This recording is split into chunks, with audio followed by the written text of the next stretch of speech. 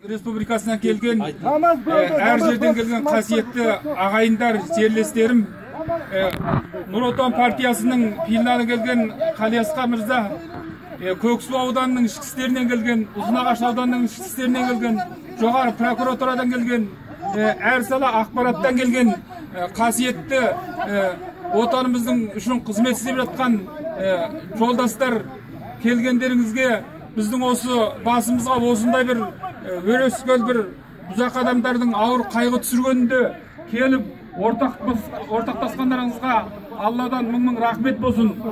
Бұл қоғамдағы бір кездейсоқ жағдай.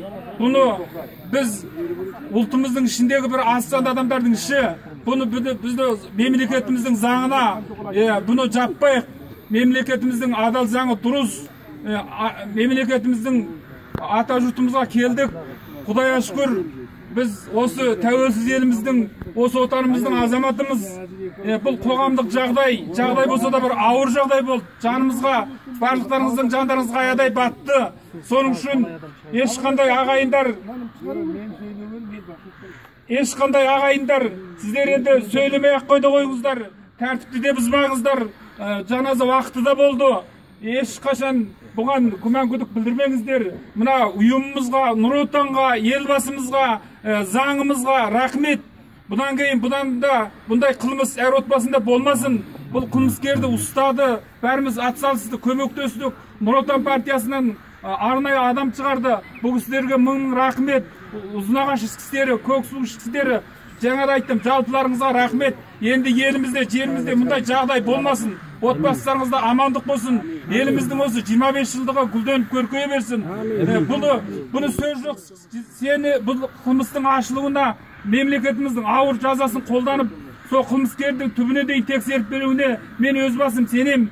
Бұл үш азамат осы жаққа келгелі 7-8 жылдан бері бір үйдің баласындай, бір анадан туғандай, осы кәсіпті ақылал заңды түрде істеп жанбағыш жасап жатқан. Бірақ та үш отбасы ойран болды. Артында үшеуінің бала шағасы қалды, шешесіздері қалды, ауыр қайғыға батырды.